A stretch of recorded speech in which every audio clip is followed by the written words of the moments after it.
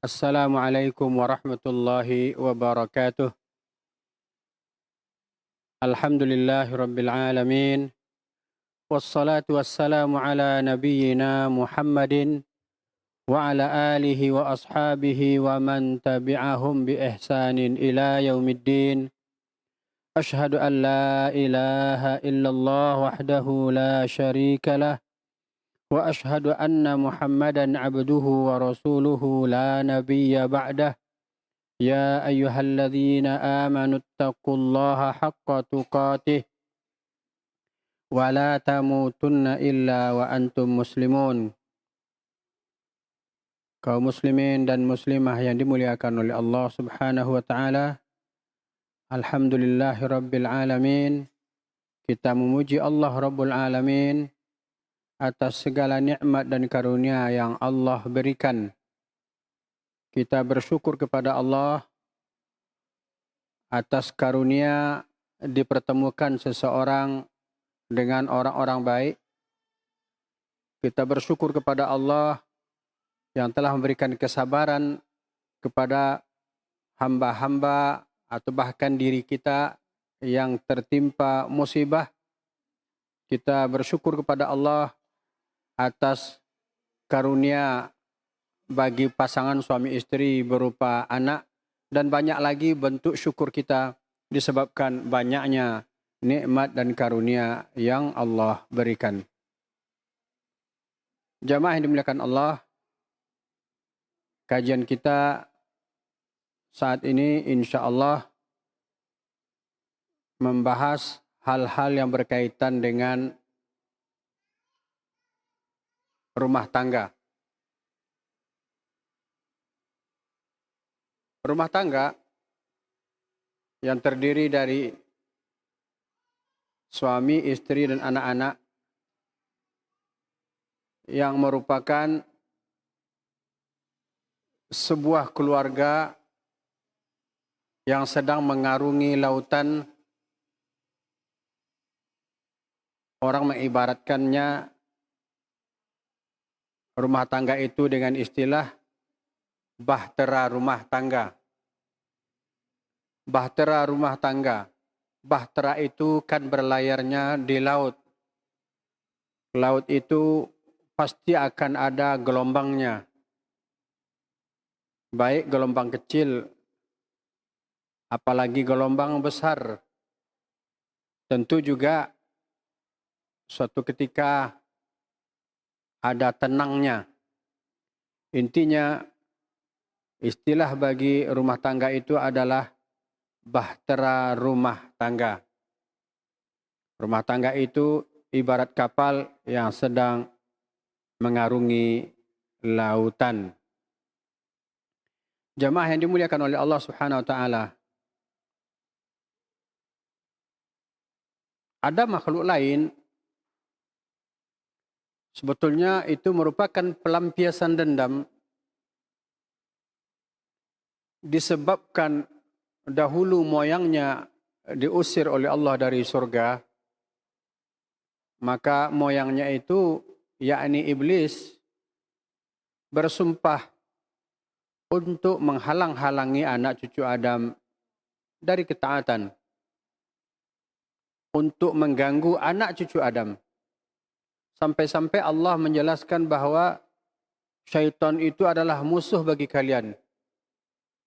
Inna syaitana lakum adu, fattakhidhuhu aduwa. Sesungguhnya syaitan itu bagi kalian adalah musuh, dan jadikanlah ia musuh. Allah memerintahkan manusia agar menjadikan syaitan itu sebagai musuh. Allah menjelaskan bahwa syaitan itu adalah musuh dan jadikanlah ia musuh. Maka jangan jadikan ia kawan. Sehingga yang sebetulnya lawan membisikkan sesuatu, kita anggap kawan yang membisikkannya. Akhirnya terjadilah banyak masalah, banyak perselisihan. Jemaah yang dimuliakan Allah. Gangguan jin dalam kerukunan rumah tangga itu nyata adanya. Bahkan banyak yang jadi korban.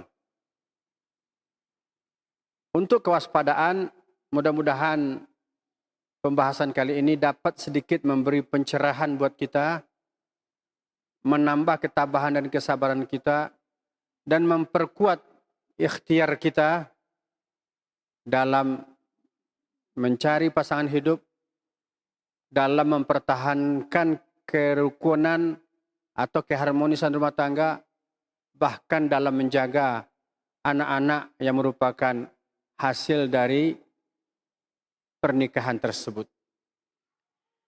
Kaum muslimin yang dimuliakan oleh Allah Subhanahu wa taala, saya akan membahas gangguan jin terhadap rumah tangga melalui beberapa pembahasan. Yang pertama, pranikah. Gangguan pranikah. Gangguan itu ada dua.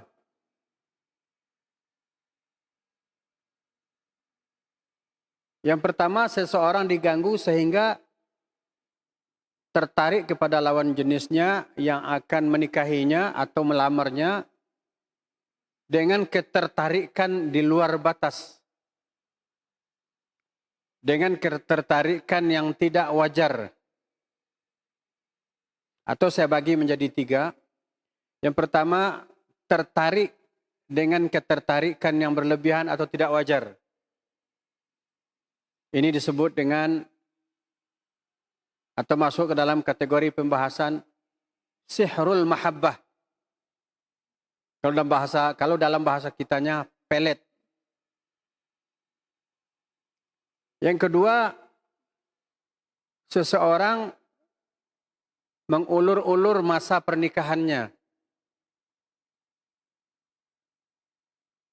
Orang suka, dia tidak suka. Orang mau, dia tidak mau. Ketika mau, orang pula tidak mau. Maka ini disebut dengan sihrut tabattul. Sihir menunda-nunda pernikahan. Yang ketiga tentu kondisi normal. Dia tidak menjadi korban pelet, baik laki-laki ataupun perempuan. Dia juga tidak menjadi korban sihir tabattul. Sihir menunda-nunda pernikahan. Kita awali dari pembahasan sihrul mahabbah. Sihir pelet. Biasanya orang yang dijadikan target akan diambil beberapa hal yang berkaitan diri target. Makanya berhati-hati memasang foto sendiri di media sosial.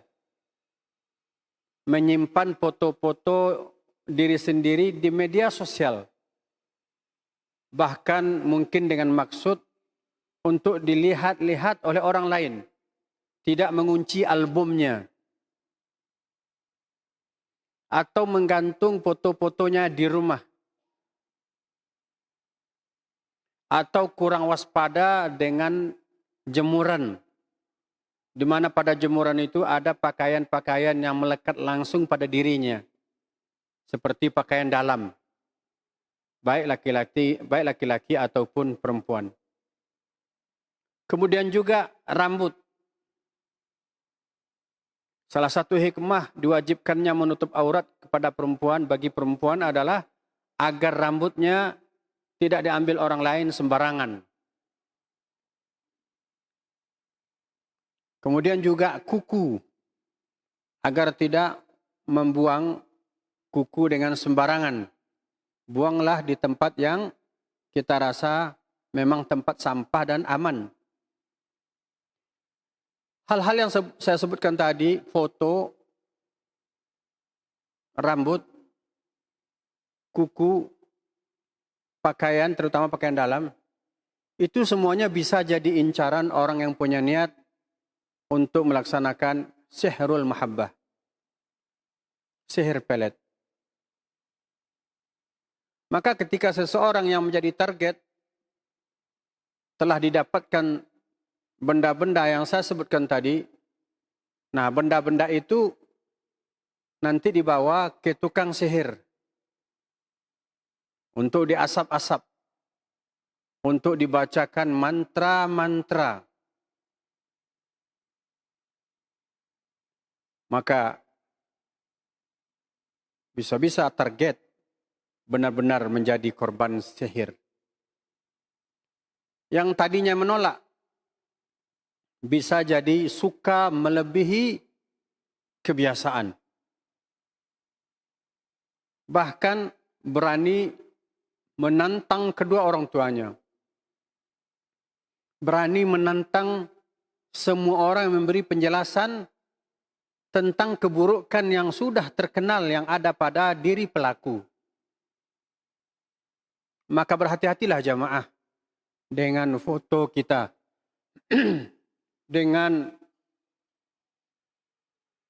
pakaian kita, dengan bahagian-bahagian anggota tubuh kita seperti rambut dan kuku seperti yang saya sebutkan tadi.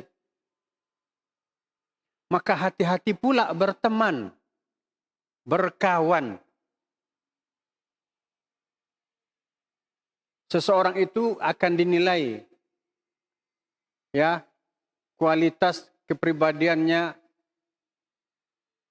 yakni dengan siapa dia berkawan. Maka berkawanlah dengan orang-orang saleh. Bagi perempuan berkawanlah dengan wanita-wanita salihat agar senantiasa menuntun, membimbing, mengingatkan supaya tetap berada di jalan yang lurus, supaya tetap berada dalam ketaatan. Kita bukan berarti eksklusif membatasi diri, tapi memang kita tidak bebas. Kita bertegur sapa dengan semua orang. Tapi untuk menjadi teman dekat, kita berhak bahkan harus mencari atau berteman dengan orang-orang baik. Maka berusahalah untuk menjadi orang baik, ya agar kita mendapatkan teman yang baik. Berusahalah mendekatkan diri kepada Allah. Insya Allah kita akan dipertemukan oleh Allah dengan orang-orang yang juga mendekatkan diri kepadanya. Jadi, pranikah bahagian pertama bisa seseorang menjadi korban sihir mahabbah atau pelet. Sekali lagi mohon hati-hati. Bagaimana cara menghindarkan diri? Satu tentu mungkin dalam bahasa saya sendiri, ya dalam ungkapan bahasa saya sendiri, jangan diobral murah diri kita. Lindungi, bentengi diri kita, kalau perempuan dengan hijab syar'i, dengan menutup aurat dengan baik sesuai perintah Allah. Kalau laki-laki juga demikian, jangan berbangga-bangga diminati oleh banyak perempuan. Ya, kemudian juga jangan berbangga-bangga dengan kelebihan-kelebihan yang ada pada diri kita. Bisa menyebabkan orang lain menjadi hasad, bahkan memancing ketertarikan orang lain. Terkadang orang itu tidak berkaca diri. Ibarat pepatah, punuk merindukan bulan. Ketika punuk ingin mendapatkan bulan, bulan menolak, maka si punuk berusaha bagaimana cara mendapatkan bulan, walaupun dengan cara yang haram. Maka di antara manusia akan menempuh cara sihrul mahabbah ini. Pelet. Maka di antara benteng diri bagi para akhwat dan ikhwan yang belum menikah, biasakan, rutinkan membaca zikir pagi dan petang.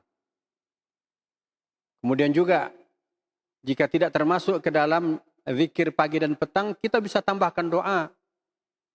Ya Allah, lindungi aku dari gangguan syaitan, dari gangguan sihir.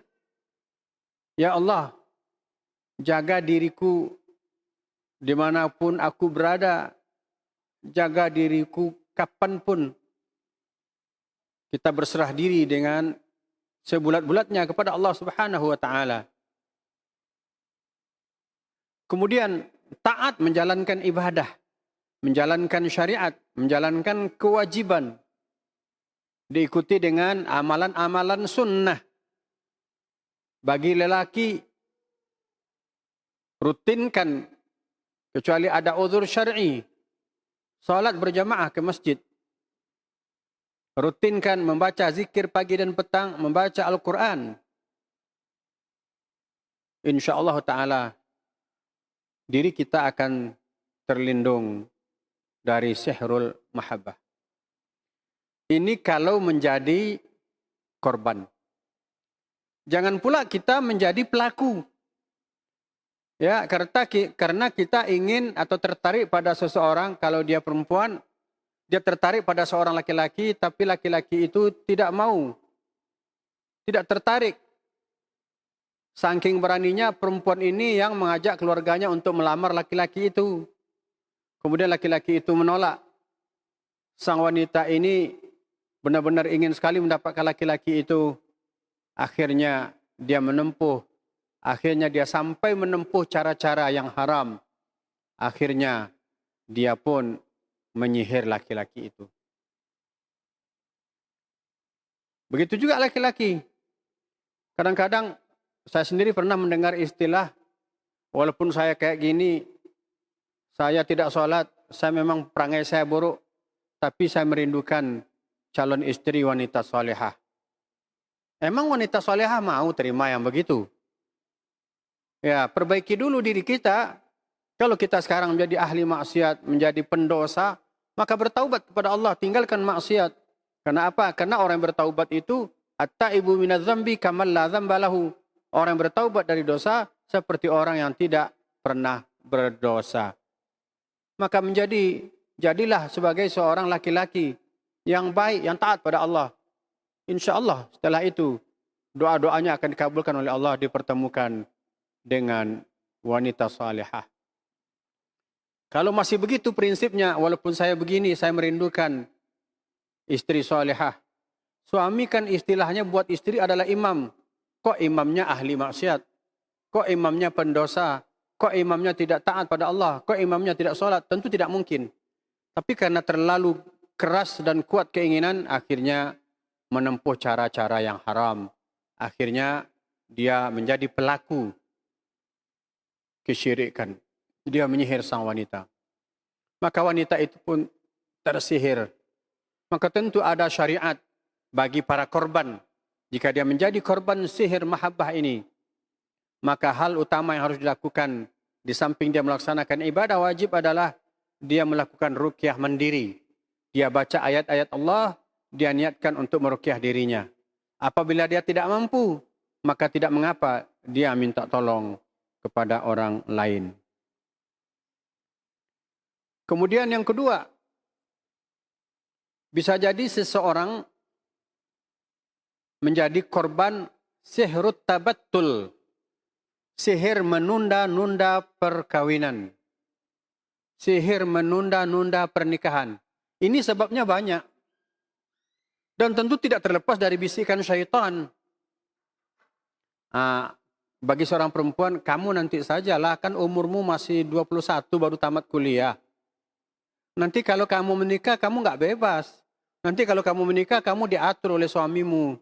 Nanti mau pergi harus dapat izin suami. Mau begini begitu harus dapat izin suami. Nanti kamu akan dikekang oleh suami. Maka puas-puaskanlah dulu masa mudamu. Dibisikkan lagi yang lain. Ya udah ambil S2 aja dulu. Selesai S2. Kan masih ada kesempatan untuk ambil S3. Ketika tamat S3 umur sudah 30 tahun atau bahkan 35 tahun. Menunda-nunda. Ketika umurnya 21 ada orang datang. Ada orang datang melamar, belumlah, masih mau memanfaatkan masa muda. Tunggulah dulu, masih mau menyambung pendidikan di S2. Tunggulah dulu, mau selesaikan sampai S3. Mungkin juga, kalau sudah S3, tunggulah dulu. Saya sedang mengumpulkan, saya sedang mengusahakan untuk menjadi atau mendapatkan gelar profesor. Akhirnya udah tua, enggak nikah-nikah. Ini berbahaya. Nanti sudah tua baru baru merengek. Bisa minta tolong carikan calon suami. Begitu juga laki-laki. Bisa minta tolong carikan calon istri. Sudah pernah menikah? Belum pernah. Kenapa? Ya dulu saya laki-laki karir. Dahulu saya wanita karir. Mendahulukan karir, sekarang baru sadar. Nah, ini menunda-nunda pernikahan. Dan bisa saja menunda-nunda pernikahan ini akibat sihir. Mungkin ada orang yang kecewa. Makanya wahai laki-laki atau perempuan yang dilamar oleh pihak lain. Ketika kita belum setuju, tidak tertarik, ya bilang baik-baik. Mohon maaf ya, kali ini mungkin belum. Semoga Anda mendapatkan yang lebih baik. Mohon maaf sekali lagi, kami belum siap untuk menerima saudara atau saudari. Bilang baik-baik. Jangan sampaikan tolak dengan kata-kata kasar. Karena bisa itu menjadi alasan bagi orang untuk melakukan tindakan haram. Mereka ibarat pepatah, mereka menunggu jembatan untuk nyebrang. Dapatlah kata-kata yang menyakitkan, maka itu dijadikan jembatan. Ada alasan untuk membalas. Maka di antara efek dari sihirut tabattul, sihir menunda pernikahan, memang seseorang itu menunda-nunda pernikahan. Udah datang orang baik pun dia tunda-tunda pernikahannya. Di antara tanda-tandanya, satu dia tidak tertarik, yang kedua dia cemas. Bagaimana ya kalau ekonominya lemah, bagaimana ya nanti nafkah kalau ekonominya lemah, bagaimana ya nanti nafkah untuk anak dan istri, biaya sewa rumah, biaya ini dan itu, biaya pendidikan anak, kalau dia tidak kerja, kalau gajinya kecil. Datang orang yang ekonominya bagus, enggak usahlah ya, dia ekonominya dia terlalu kaya buat kita, dia terlalu tidak selevel dengan kita, nanti begini dan begitu. Kan tidak semua orang yang ekonominya bagus kayak gitu. Banyak orang yang kaya tapi rendah hati. Tapi tetap saja dibisikkan oleh syaitan, ditanamkan was-was. Maka jamaah yang dimuliakan oleh Allah SWT, terutama para pemuda dan pemudi, apalagi kita hidup di zaman dalam keadaan yang seperti ini, lebih baik cepat menikah untuk menjaga diri. Insya Allah masalah rezeki asalkan mau bekerja, redha dengan apa yang Allah berikan. Insya Allah rezeki itu akan bertambah asalkan mensyukuri nikmat Allah. Bersyukur atas apa yang Allah berikan. Sebagaimana firman Allah, la in syakartum la azidannakum. Jika kalian bersyukur, pasti akan aku tambah, kata Allah. Luruskan niat, menikah adalah untuk menjaga diri dan melaksanakan sunnah Nabi Sallallahu Alaihi Wasallam. Nah, orang yang kena sihir tabattul ini juga hendaklah dia semakin mendekatkan diri kepada Allah. Dia baca ayat-ayat Al-Quran dan doa-doa dengan niat untuk meruqyah dirinya sendiri. Bila dia tidak mampu, maka tidak mengapa. Dia minta tolong kepada orang-orang yang bisa menolongnya untuk meruqyah dirinya. Kemudian bagi yang normal, dia tidak melakukan sihir, dia juga tidak menjadi korban sihir.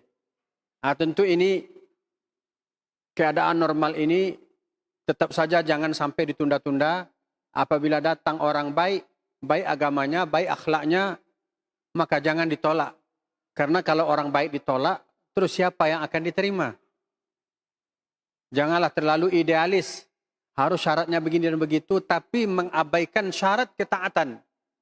Utamakanlah syarat ketaatan, yakni kita melihat agamanya. Pasangan kita itu kita lihat agamanya. Contoh, jika istri agamanya baik, atau calon istri agamanya baik, pemahaman agamanya baik, dia taat pada Allah. Calon suami tidak baik, bahkan tidak sholat, tapi ada ketertarikan, maka hendaklah dipertimbangkan. Bisakah istrinya bertahan? Contoh, dia sebelum menikah tutup aurat dengan baik. Nanti setelah menikah apa kata suaminya? Janganlah segede ini amat jilbabnya, kurangi dikit lah. Yang penting kan tutup aurat. Mungkin pertama nggak mau, kedua nggak mau, untuk ketiga dibujuk-bujuk. Mungkin juga selanjutnya sedikit ancaman.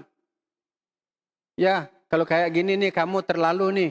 Udahlah kalau gitu aku cari aja yang lain yang mau diatur. Akhirnya karena takut ditinggal oleh suaminya, dikurangi jilbabnya dikit. Akhirnya menjadi jilbab kecil. Pakaiannya mulai ketat. Setelah itu mulai pakai pakaian laki-laki. Bahkan mungkin setelah itu tidak tutup aurat. Begini risiko seorang wanita muslimah yang dahulunya taat.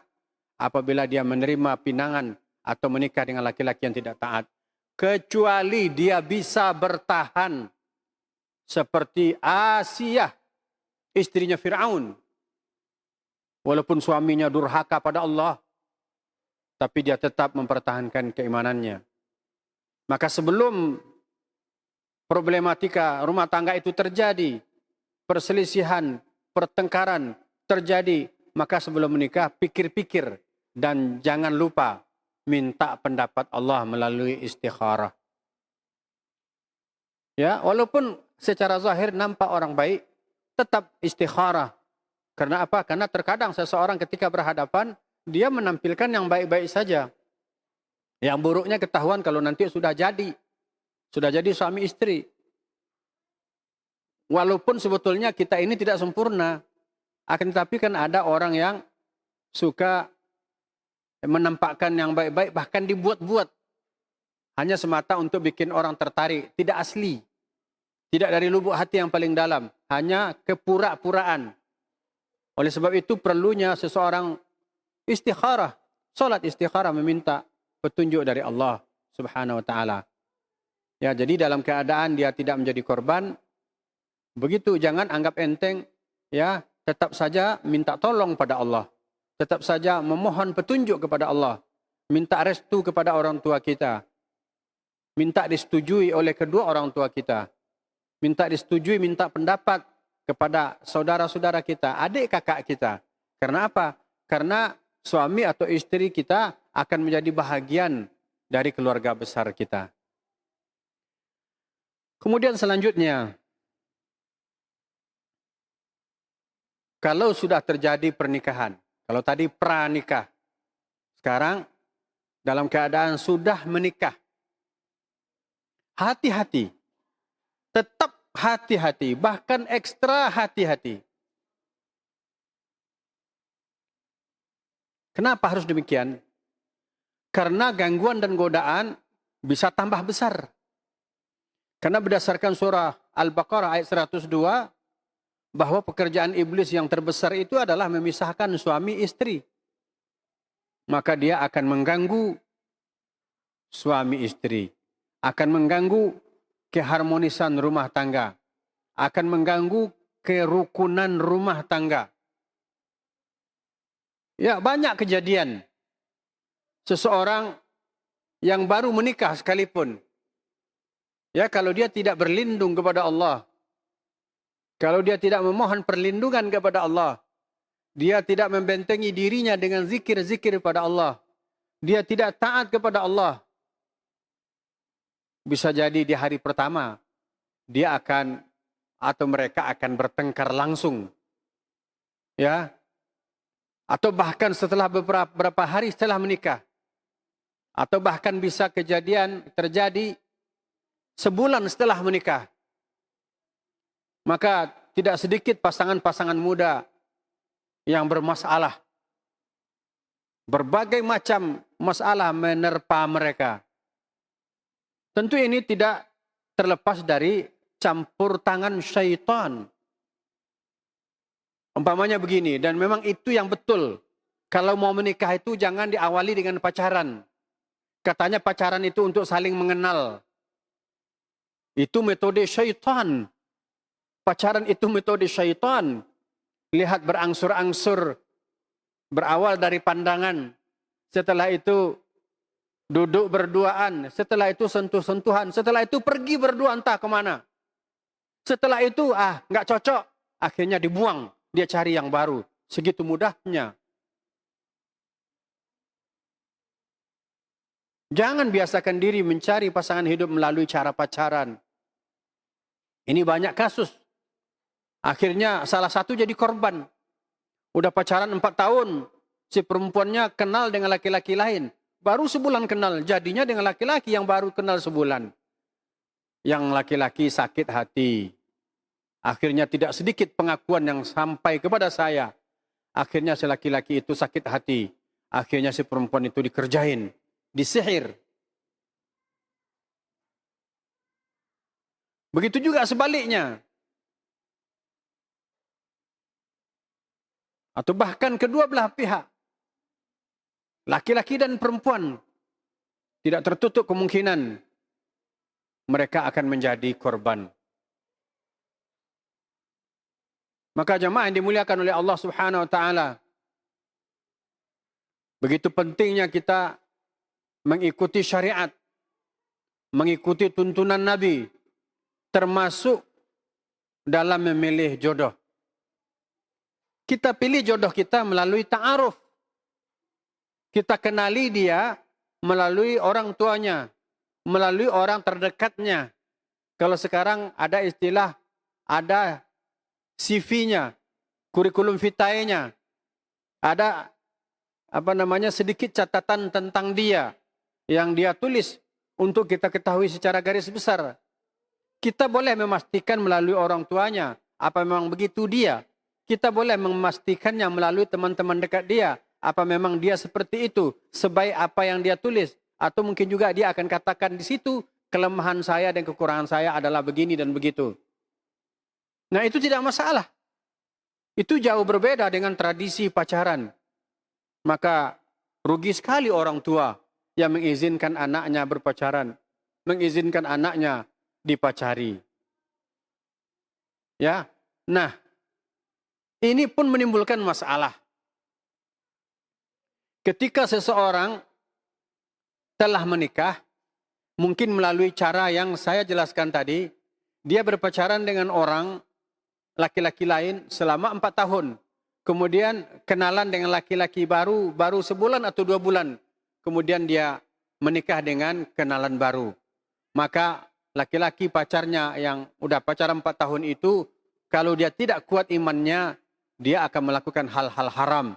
Maka jadilah istri tadi walaupun sudah punya suami, dia akan menjadi sasaran atau menjadi target sihir. Ya, pengalaman saya ketika dimintai tolong, ketika dimintai arahan tentang bagaimana ini rumah tangga kami. Kemudian saya tanya, sebelumnya pernah pacaran? Pernah. Lama Ustaz. Kemudian kenapa? Apa masalahnya? Aku tidak jadi nikah dengan pacar yang sudah pacaran lama itu. Terus dia kecewa banget Ustaz. Apa katanya? Aku akan buat kamu tak pernah merasakan bahagia selamanya. Saya katakan, banyak foto-foto kamu sama dia. Oh banyak Ustaz. Ada juga jaket kamu. Oh banyak Ustaz. Bisa jadi ganti-ganti pakaian. Nah, kalaupun sudah terjadi pernikahan, maka berpotensi diganggu oleh jin, oleh syaitan. Nah, ketika itulah sang istri yang tadinya sudah pacaran 4 tahun dengan laki-laki lain, ternyata setelah dia menikah, laki-laki yang sekarang tidak sesuai dengan ekspektasinya, mulai dibanding-bandingkan dengan pacarnya. Padahal pacarnya itu adalah pasangan haramnya. Sedangkan suaminya adalah pasangan halalnya. Dibayang-bayangkan oleh syaitan betapa indahnya masa bersama pacar dulu. Betapa baiknya perilakunya. Jangan tertipu dengan baiknya laki-laki pada perempuan sebelum menikah. Oh si abang itu baik banget sama aku. Itu hanyalah gaya untuk menundukkan wanita itu. Akhirnya suaminya yang merupakan takdir dari Allah, ketetapan dari Allah, itu buktinya dia sudah menikah. Pernikahannya lancar. Itu buktinya bahwa dia ditakdirkan oleh Allah untuk menjadi pasangan suami istri.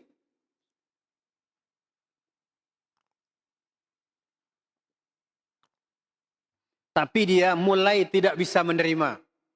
Dia mulai membanding-bandingkan, bahkan mulai merasa tidak nyaman. Merasa tidak nyaman? Berarti nyaman dahulu dengan pacar. La ilaha illallah. Begitukah? Nyaman dalam maksiat. Tidak nyaman dengan perbuatan halal. Maka seseorang apabila nyaman dengan dosa, maka dia akan tidak nyaman dengan yang halal. Seseorang yang nyaman melakukan yang haram, maka dia tidak akan merasa nyaman dengan yang halal. Karena dibalik oleh syaitan. Yang haram yang dia bayangkan menjadi hal yang mengenakkan, menyenangkan, membuat aman.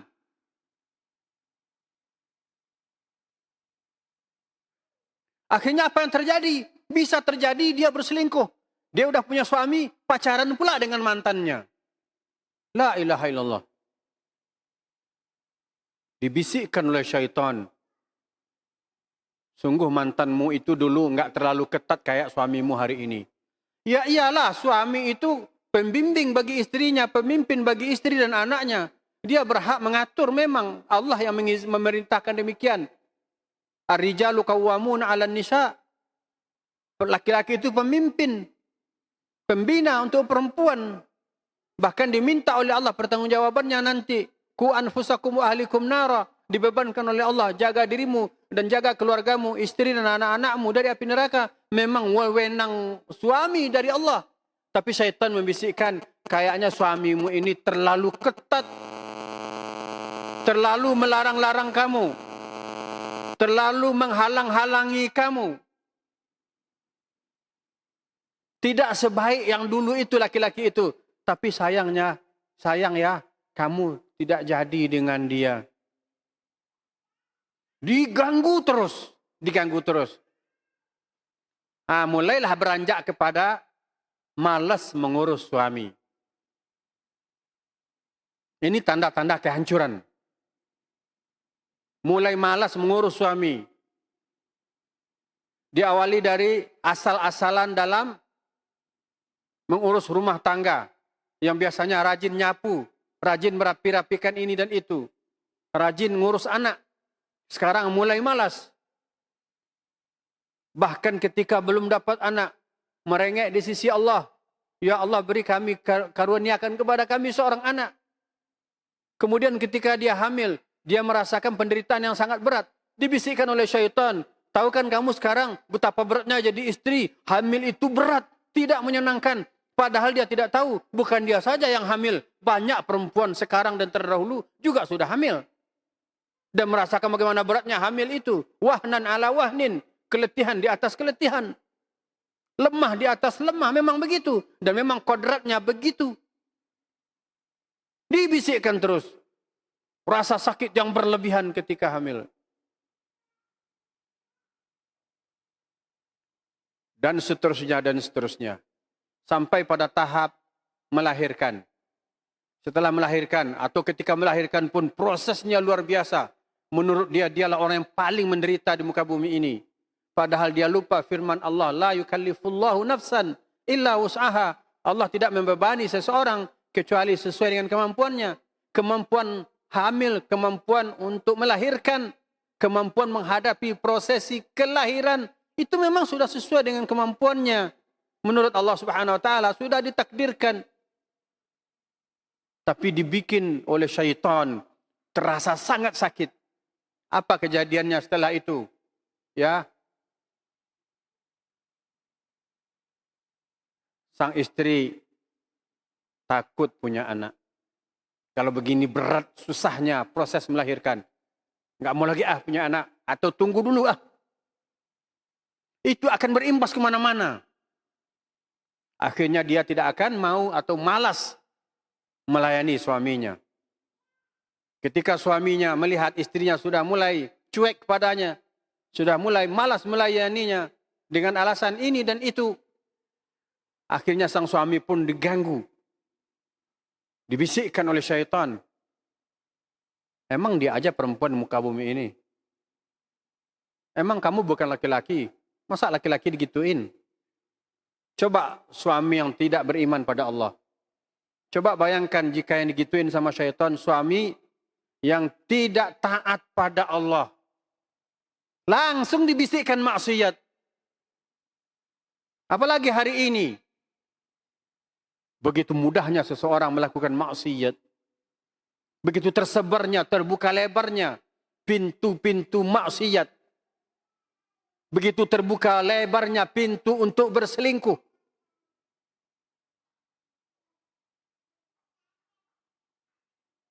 Akhirnya sang suami pun menjadi terbiasa dalam maksiat. Akhirnya kehidupan dalam rumah tangga berantakan. Ujung-ujungnya terjadilah perceraian. Selama menikah ditakut-takuti oleh syaitan. Baik laki ataupun perempuannya. Diwas-wasi terus. Selama menikah dibayangkan yang buruk-buruk saja. Diingatkan oleh syaitan hanya untuk membicarakan yang kurang-kurang saja. Syaitan mana mau melihat suami yang bersyukur. Alhamdulillah dapat istri yang begini dan begitu. Tidak, syaitan tu pengennya, suami istrimu kan itu kurangnya, tadi begini, tadi begitu. Dia tidak urus kamu, begini dan begitu. Begitu sebaliknya. Istri dibisikkan oleh syaitan. Enggak nyesal kamu punya suami kayak gini, Rugi kamu ya enggak jadi dengan pacarmu dulu, Dibisikkan macam-macam. Selalu dibisikkan yang negatif. Kemudian sampai puncaknya terjadilah kisruh rumah tangga yang berujung perceraian. Setelah terjadi perceraian, apalagi perceraian ini melibatkan dua belah pihak keluarga, melebar kemana-mana, menjadi masalah besar seperti gunung. Ketika itu sudah terjadi, syaitan membuka tutup kebaikan. Kebaikan yang ada pada istri dibukanya. Dulu dia tutup. Kebaikan yang ada pada suami yang dulu ditutup sama syaitan dibukanya. Maka ketika itulah pada nyesel baru tahu kebaikan masing-masing. Baru tahu kelebihan masing-masing. Maka jamaah yang dimuliakan Allah, amalkan sunnah Nabi dalam berumah tangga. Bila sang suami melihat kekurangan pada istrinya, maka pandang juga pada waktu yang bersamaan kebaikan-kebaikan banyak yang dimiliki oleh istrinya. Begitu sebaliknya wahai istri. Kalau memang dulu pacarmu itu dulu jodohmu udah jadi itu. Nggak bisa dihalang oleh siapapun. Tapi Allah tidak takdirkan dia jadi jodohmu. Allah mentakdirkan yang sekarang jadi jodohmu. Maka syukuri. Kekurangannya terima. Kalau mampu memperbaiki kekurangannya, perbaiki. Kemudian juga terutama pada suami. Karena kata cerai dan talak itu ada pada suami. Maka bertahanlah semaksimal mungkin agar tidak mengeluarkan kata-kata itu. Ada satu tips dalam menjaga keharmonisan rumah tangga. Ini juga bagi yang mau menikah, hendaklah jangan hanya berkhayal menikah itu benar-benar membahagiakan. Betul, tapi jangan lupakan kalau menikah itu juga akan menghadapi banyak masalah. Kan ini sudah jadi rahasia umum. Katanya perempuan itu cerewet, istri itu cerewet. Iya, memang betul. Tapi jangan kira laki-laki pula tidak ada cerewet. Cuma mungkin persentasenya beda-beda. Nah, ketika terjadi hal-hal yang tidak diingini, salah satu pihak harus sabar. Kalau ingin mempertahankan keutuhan rumah tangga, maka syaitan tidak akan memanfaatkan celah itu untuk menjadi melebar dan berakhir dengan musibah besar, yakni keruntuhan rumah tangga. Kaum muslimin dan muslimah yang dimuliakan oleh Allah Subhanahu wa taala. Tentu perlu kita lihat apakah kekisruhan rumah tangga itu ada penyebab lain. Jika penyebabnya masalah ekonomi, maka pakailah prinsip bersyukur. Betapa banyak orang yang memiliki uang banyak, tapi dia merasa kalau belum menikah, belum sempurna hidupnya. Betapa banyak orang yang sudah menikah, harta banyak, tapi belum dikaruniai oleh Allah anak seorang pun. Saya sering mendengar, sering menjumpai, kalau ketemu dengan teman lama yang ditanya, ini mobilmu, Ini rumahmu tidak? Yang ditanya, berapa orang anakmu? Nah, ketika seseorang dikaruniai oleh Allah anak dan mungkin kurang dalam harta dan lain-lain, maka bersyukur atas kelahiran dikaruniai anak. Bersabar atas kekurangan harta. Insya Allah rumah tangganya akan bertahan. Kemudian qanaah, merasa cukup. Apa yang didapat, ini rezeki dari Allah, tenang hatinya. Berapapun dapat nafkah dari suaminya, ini insya Allah pendapatan penghasilan yang halal. Tenang hatinya. Dia tetap bersyukur. Dia tetap melaksanakan kewajiban sebagai istri. Sang suami ketika dia dapat uang, dia tidak berfoya-foya. Dia laksanakan kewajibannya. Memberi nafkah kepada istri dan anak-anaknya. Maka bersabar. Bersabar. Kemudian juga bersyukur. Kemudian memang membatasi pergaulan. Kalau kita sudah menikah itu batasilah pergaulan. Maknanya seorang suami hendaklah tahu diri. Kalau dia sudah punya istri. Jangan lagi menampilkan diri. Agar apa? Agar dia walaupun dah punya suami tapi masih tetap ganteng kan. Masih bisa nambah kan. Emang mudah. Begitu sebaliknya perempuan. Sadar diri kalau kita sudah menjadi suami. Jangan kepada suami omongannya keras terus. Apa mas? Kok lambat pulang mas? Tapi orang lain, pak, apa pak? Bagaimana pak? Begitu juga seorang suami. Ke istrinya bahasanya keras. Tapi ke ibu-ibu sebelah di warung, bu, beli ini, beli itu bu. Ibu ini semakin aja digodain istri orang. Tahu diri, kita udah jadi suami orang, kita udah jadi istri orang. Maka termasuk perbuatan keji adalah berselingkuh dengan tetangga. Kita kadang memang rumah kita tidak seperti layaknya rumah-rumah orang tempo dulu. Pagarnya jelas. Sekarang kan metode-metode rumah sekarang kan kadang nggak ada pagar. Ya, satu komplek panjang kayak bangunan sekolah. Akhirnya bagi yang kurang iman, kurang kuat ibadahnya, ya bisa terjerumus. Maka hendaklah kita berhati-hati. Ya, kena akan dibisikin oleh syaitan. Tetangga sebelah suaminya kok ganteng, tetangga suamimu kurang tuh. Suami dibisikin. Istri yang sebelah tuh padahal umurnya udah 50 tapi masih kelihatan kayak 30-an. Itu semuanya penyebab kekisruhan rumah tangga. Semuanya tidak terlepas dari bisikan syaitan. Maka hati-hati.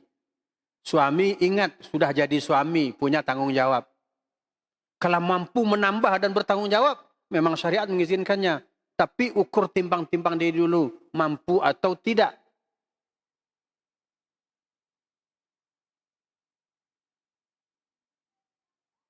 Maka masing-masing hendaklah menjaga diri. Sang istri juga harus menjaga dirinya. Ingat, aku saat ini adalah menjadi suami. Aku tidak menjadi istri dari suamiku. Aku tidak ingin menyakiti hatinya. Tidak ingin mengkhianatinya. Tidak ingin melukai perasaannya dan lain sebagainya. Jamaah yang dimuliakan Allah. Nah, bisa jadi kekisruhan rumah tangga disebabkan oleh sihir. Lebih dikenal dengan sihirut tafriq. Sihir cerai-berai. Perlu diketahui gejala-gejalanya. Gejala-gejala sihir tafriq, sihir cerai-berai. Situasi suami istri itu berubah total. Berubah drastis. Tadi saling menyayangi, sekarang saling benci. Atau salah satu pihak, bisa suami, bisa istri. Tiba-tiba tanpa sebab.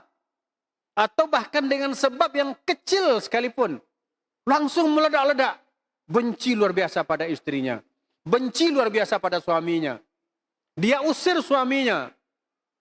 Padahal dahulu dia mau menikah karena suka, karena katanya suaminya itu cocok untuk dia. Bahkan sudah dikaruniai anak, tiba-tiba dia benci. Maka ini diantara tanda sihrut tafriq. Begitu juga sang istri atau suami. Dia benci kepada istrinya, walaupun tanpa salah, atau disebabkan kesalahan yang sangat sepele. Akhirnya terjadi kekisruhan. Ya, makanya hati-hati. Sekali lagi, kok kita bisa jadi korban sihir perceraian? Hendaklah introspeksi diri. Mungkin kurang berzikir, mungkin kurang sabar, mungkin kurang bersyukur atas karunia yang Allah berikan. Yang kedua tanda-tandanya, meningkat keraguan-raguan. Kalau terus-terusan aku hidup sama abang ini, bagaimana nanti masa depanku ya? Ini anak udah 2, udah 3, masih belum punya rumah. Ngontrak terus, motor kredit. Nanti gimana kalau punya anak? Gimana pendidikan anak? Kemudian masalah meningkat. Diawali dari masalah-masalah kecil yang selalu dibesar-besarkan. Yang penting dapat akar masalah, dapat dulu apa yang dipermasalahkan. Kemudian digoreng, kalau ibarat sekarang. Digoreng sampai gosong. Ya. Kemudian mungkin diawali dari selisih pendapat, berselang pendapat. Tapi akhirnya berakhir dengan pertengkaran yang maha dahsyat. Kemudian selanjutnya, pola pikir, cara pandang suami kepada istrinya berubah. Umpamanya katanya dulu, engkaulah wanita tercantik di dunia. Tapi dia bilang sekarang, dek, kamu kok jelek kali, dek. Aku gak pernah melihat orang sejelek kamu, katanya. Kok wajahmu hitam kali? Kok kamu menakutkan, dan lain sebagainya. Begitu sebaliknya, sang suami, sang istri juga melihat, abang kok jelek kali sekarang. Abang baunya busuk. Aku gak suka lagi sama abang. Dan lain-lain hal.